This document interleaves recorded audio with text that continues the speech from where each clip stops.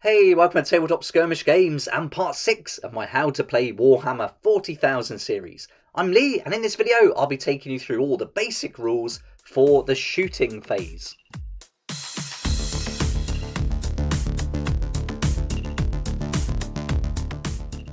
We're well over half the way through the series now, and we've covered the key concepts, the data sheets, we've looked at the command phase, the movement phase, the psychic phase, but now it's time to move on and learn the rules for the shooting phase.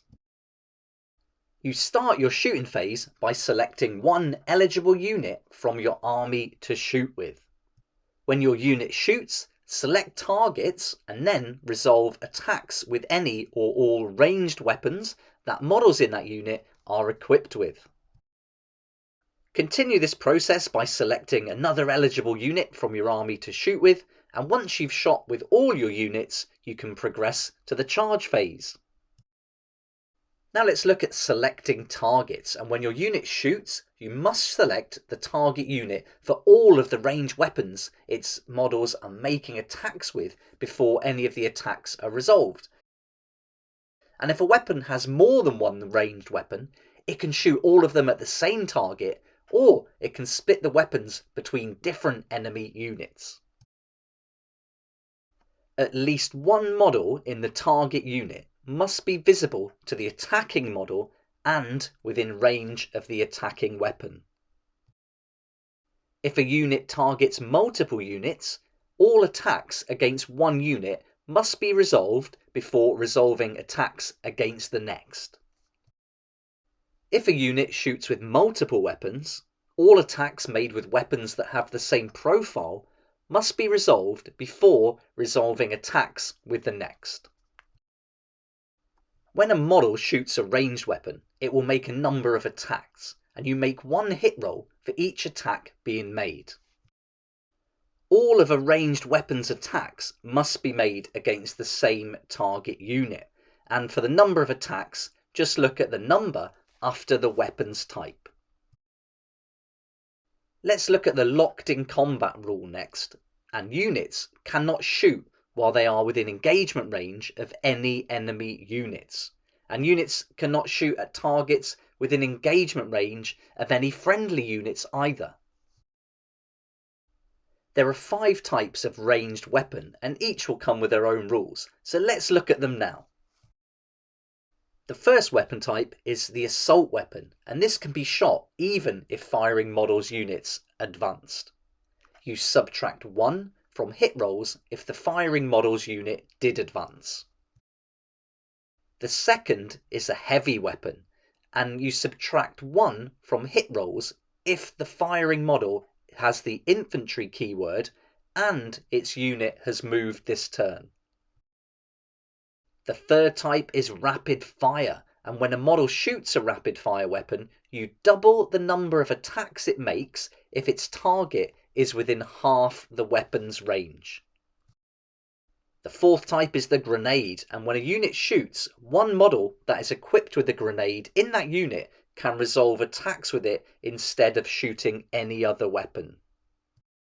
The fifth type is the pistol, and this can be shot even if the firing model's unit is within engagement range of an enemy unit, but it cannot be shot alongside any other type of weapon.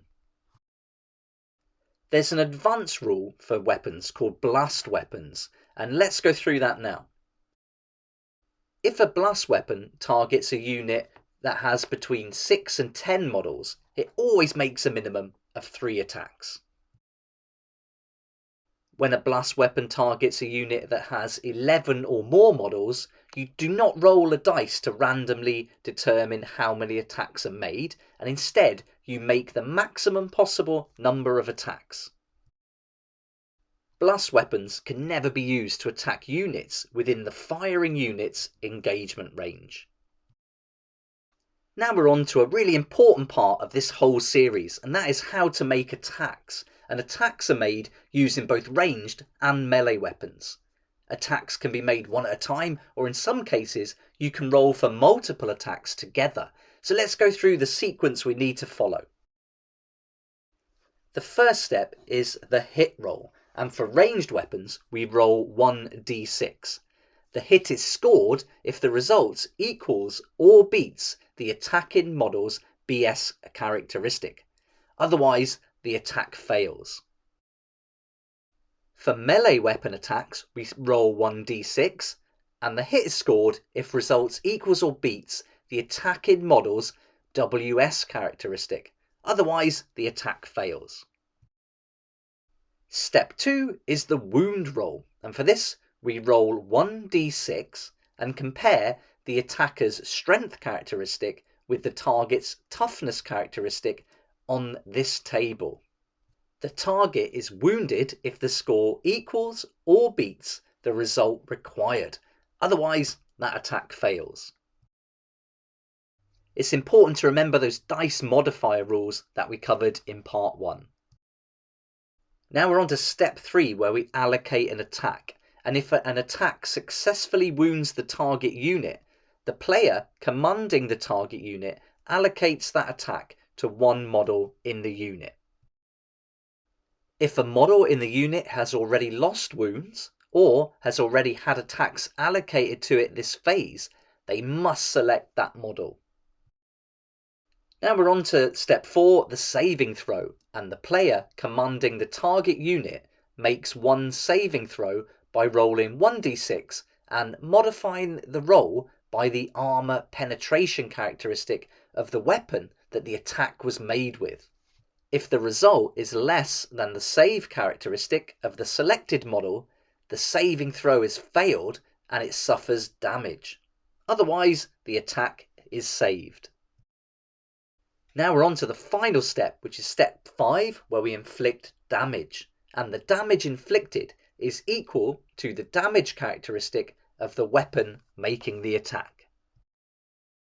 A model loses 1 wound for each point of damage it suffers, and if a model's wounds are reduced to 0 or less, it is destroyed and removed from play.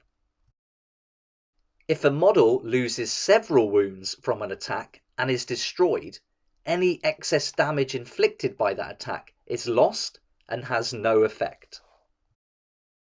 That covers all the steps for making attacks, but there's just a couple of rules to remember throughout this process. The first is that unmodified hit rolls, wound rolls, and saving rolls of 1 always fail. Unmodified hit rolls and wound rolls of 6 always succeed. And finally, hit and wound rolls cannot be modified by more than -1 or +1. Let's finish the video by going over 3 advanced rules, and the first one is to do with invulnerable saves. An invulnerable save is a saving throw that is never modified by an attacking weapon's AP. A model with an invulnerable save can use it instead of its normal save characteristic.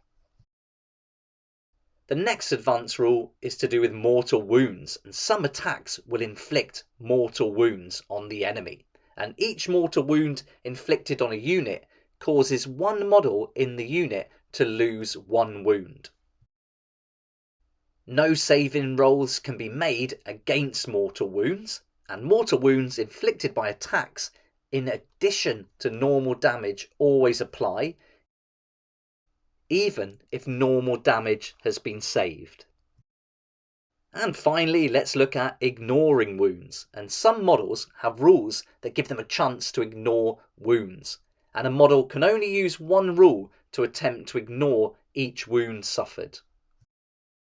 There are other advanced rules such as big guns never tire and look out sir, but for the basic rules of the game, we've pretty much covered everything you need to know to take part in the shooting phase and to make attacks.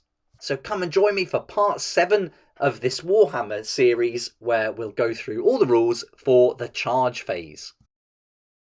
I hope you found this video helpful, and I hope it's helped to prepare you for the shooting phase in your battle.